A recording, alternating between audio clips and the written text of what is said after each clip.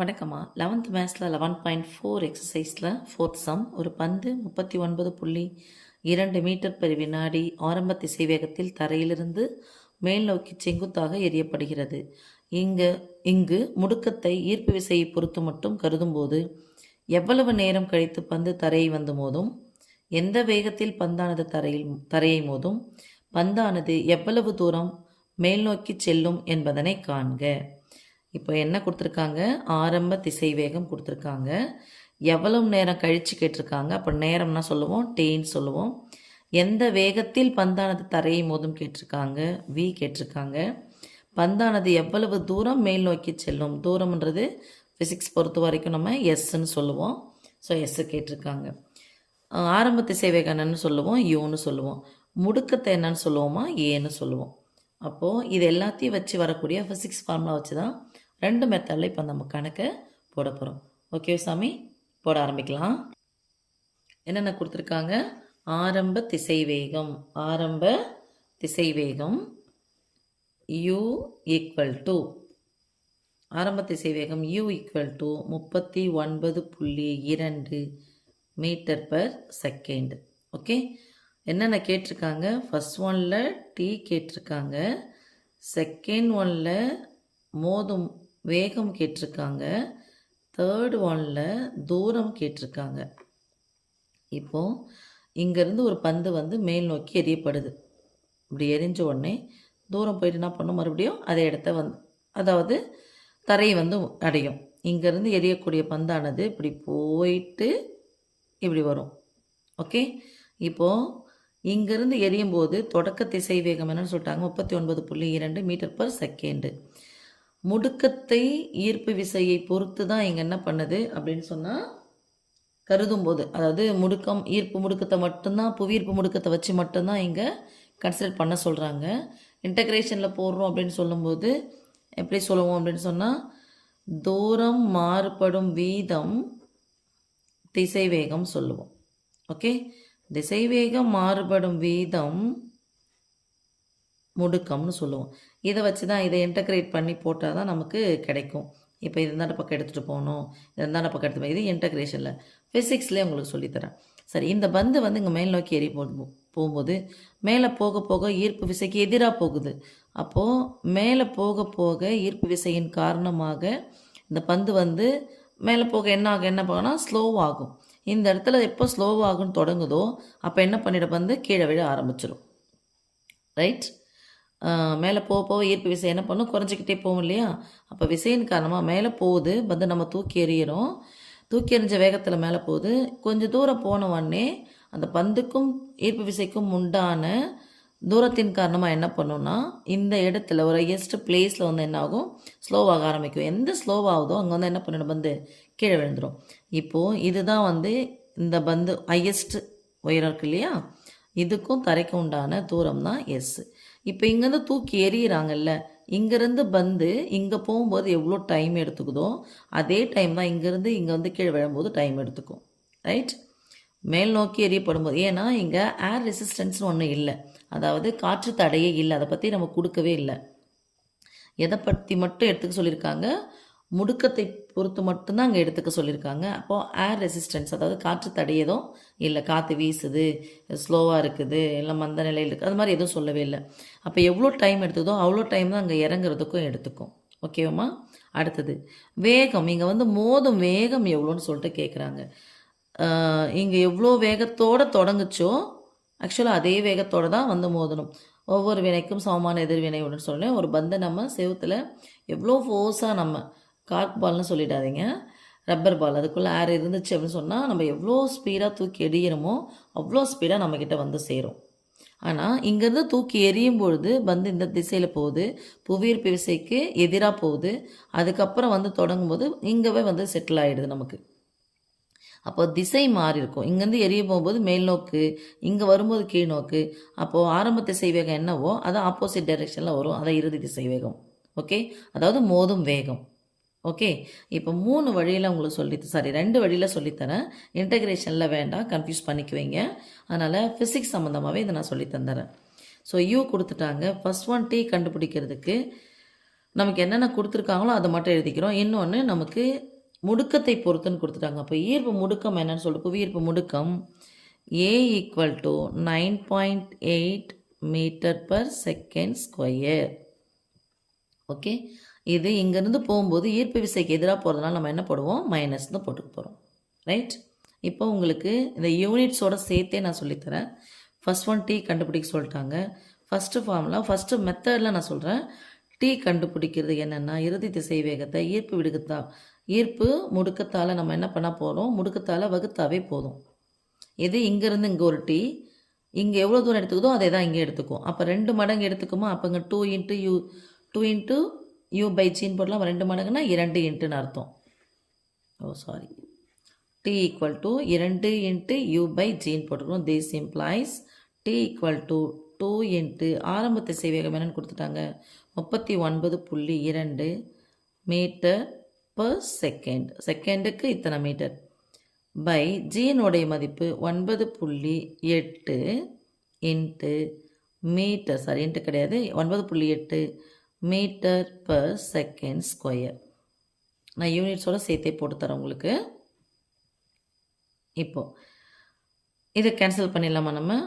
இதை வந்து ஒரு ஸ்தானம் தள்ளி புள்ளி இருக்குது, இது ஒரு ஸ்தானம் தள்ளி புள்ளி இருக்குது. இதை நான் 100 எடுத்துக்கிறேன், இதை 400 எடுத்துக்கிறேன். 100க்கு 2 கம்மியாக இருக்குது, 400க்கு 8 கம்மியாக இருக்குது. ஸோ 4 2 8, 1 டைம், இது 4 time. So 8 metre per seconds. இந்த வகுத்தல் என்பது பெருக்கலின் தலைக்கிழி. யூனிட்ஸோட சேர்த்து சொல்லித்தரேன் நான் உங்களுக்கு சொன்னேன். அப்போது second square by meter. Second அடிமானங்கள் ஒரே மாதிரி இருந்தால் அடுக்குகள் என்ன பண்ணிக்கணும், நடுவில் வரும்போது கழிச்சிக்கணும். இந்த மீட்டர் கேன்சல் ஆகிடும். செகண்ட் ஸ்கொயரில் ஒரு செகண்ட் போயிடும். So 8 second. ஓகேவா, இங்கேருந்து எவ்வளோ தூரம் எடுக்குது, 4 செகண்ட். இங்கேருந்து 4 செகண்ட், அதானே 8 செகண்ட். ஓகே, அப்போ எடுத்துக்கொள்ளும் டைம் வந்து 8 செகண்ட். செகண்ட் என்ன கேட்குறாங்க, V கேட்குறாங்க. ஸோ Vக்கு V எப்படி எழுத போகிறோம் அப்படின்னு சொன்னால், Vக்கு V equal to physics formula தான் U plus AT. Okay, V தான் இந்த மோதும் வேகம் எவ்வளோ ஃபோர்ஸில் வந்து மோதுது அப்படின்னு சொன்னால் ஏற்கனவே நம்ம சொல்லியாச்சு. எவ்வளோ வேகத்தில் எங்கே போதோ அவ்வளோ வேகத்தில் தான் இங்கே வரும். இது மேல் நோக்கி எறிகிறோம், புவியீர்ப்பு விசைக்கு எதிராக போகுது. ஸோ டைரக்ஷன் மட்டும் நமக்கு மாறும், மேலே போகுது, இது கீழே போகுது. ஸோ இது ப்ளஸ்ன்னு சொன்னால் இது என்ன வரும், மைனஸ்னு வந்துட்டு போகுது. ஸோ V ஈக்குவல் டு யூக்கு பதிலாக 39.2. நமக்கு அப்போசிட் டைரக்ஷனில் புவியீர்ப்பு விசைக்கு எதிராக தான் அங்கே போகுது. ஈர்ப்பு விசைக்கு எதிராக தான் போகுது. அப்போ என்ன போகணும், நம்ம ஏவுக்கு -9.8. இங்கே ஏன் போடலன்னா செகண்ட்ஸ்க்கு போட்டிருக்கோம், டைம் தான் நமக்கு. ஸோ டைம் வந்து மைனஸில் வரக்கூடாது, வரவேணாம். அதனால் நம்ம இங்கே மைனஸில் போட்டுக்கலாம். -9.8 இன்ட்டு டீனுடைய வேல்யூ எவ்வளோமா, 8 ஈக்குவல் டு 39.2 மைனஸ் அப்படியே மல்டிபிள் பண்ணால் 64 மீதி 6 9 8 72 6 78, ஒரு ஸ்தானம் தள்ளி புள்ளி குத்திக்கணும். இப்போ பாருங்கள், 784 390 390 கூட்டினா தான் 780. இங்கே 2 கூட்டினா 4. அப்போ இது வந்து இந்த கழிச்சு என்ன வரும், 39.2 பெரியனுடைய குறி மைனஸ் மீட்டர் பர் செகண்ட். ஏற்கனவே சொன்னோம் இல்லையா, இங்கே போகும்போது டைரக்ஷன் மட்டும்தான் மாறும், அதே வேகத்தில் தான் இருக்கும். எவ்வளோ வேகத்தில் போதோ அவ்வளோ வேகத்தில் அது இறங்கிடும். ஏன் அப்படின்னா காற்று தடை, அது ஒரு வந்து மழைக்காலம் புயல் காலம் அப்படின்னு சொல்லிட்டு எதுவும் காற்று தடை எதுவும் கொடுக்கல. அதனால் அதே வேகத்தில் வரும், திசை வந்து மாறி இருக்கும். தேர்ட் இங்கே வந்து போட்டுக்கலாம். இந்த மைனஸாக இருக்கிற 9.8 × 2 × S தான் பக்கம் வந்துச்சுன்னா ப்ளஸ்ஸாக மாறும். ஏன்னா இங்கே என்ன இருக்குது, 0 இருக்குல்ல, இங்கே எடுத்துக்கலாம்.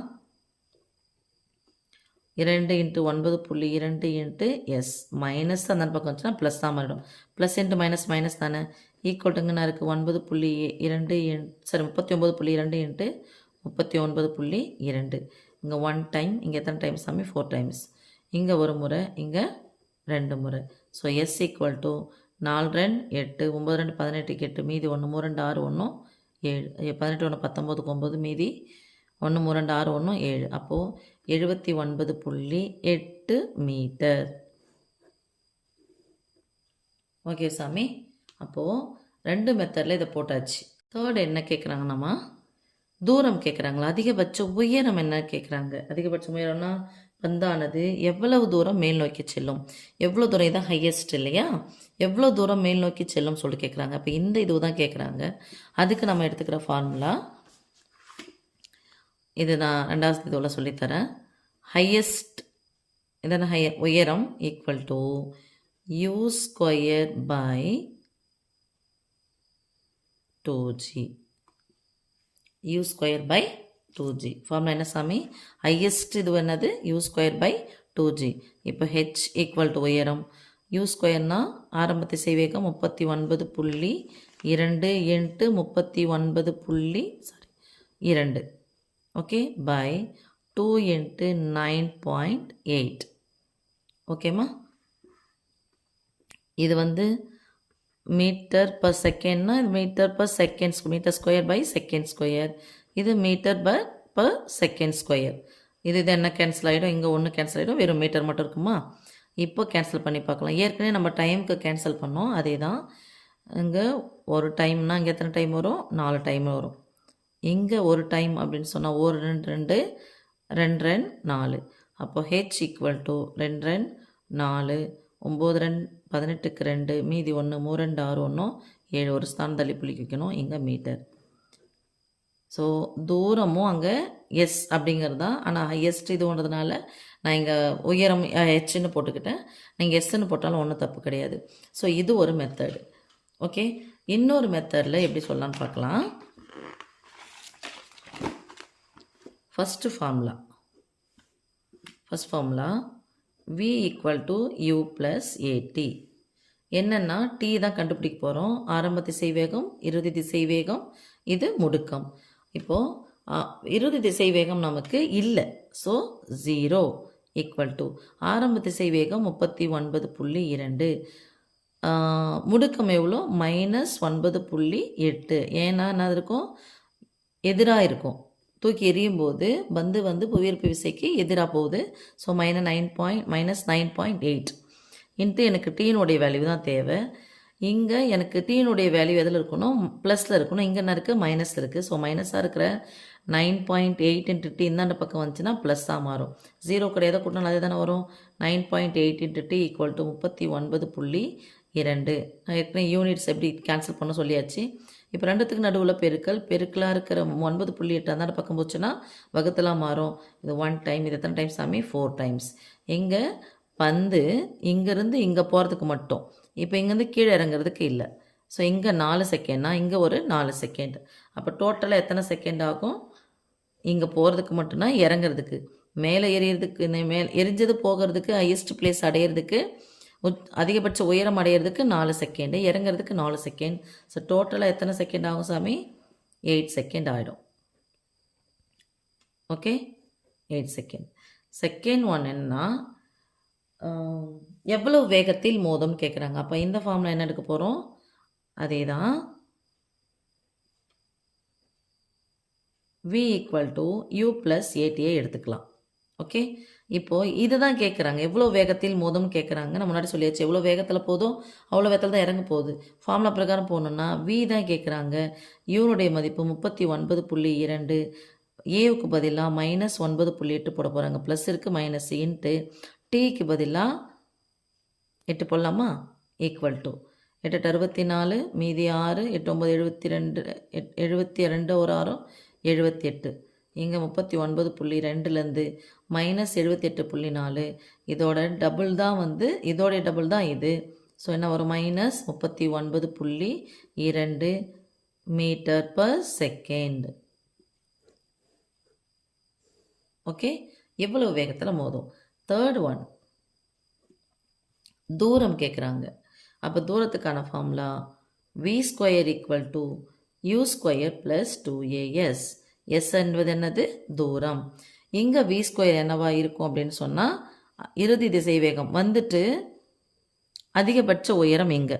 அப்போ இறுதி திசை வேகம் இங்கே இல்லை. இங்கே ஆரம்ப திசைவேகம் மட்டும் தான் எடுக்கணும். இதான உயர்த்து எடுக்குது. இறுதி திசைவேகம் இங்கே வந்து மோதுறது. ஸோ ஆரம்ப திசைவேகம் மட்டும் போடணும். அப்போ வி ஸ்கொயரை இந்த மதிப்பு போட்டக்கூடாது, தப்பு. வி இல்லை, அதனால் 0. யூ ஸ்கொயர்னுடைய மதிப்பு 39.2 the whole square plus 2 into ஏவனுடைய மதிப்பு -9.8 இன்ட்டு எஸ்.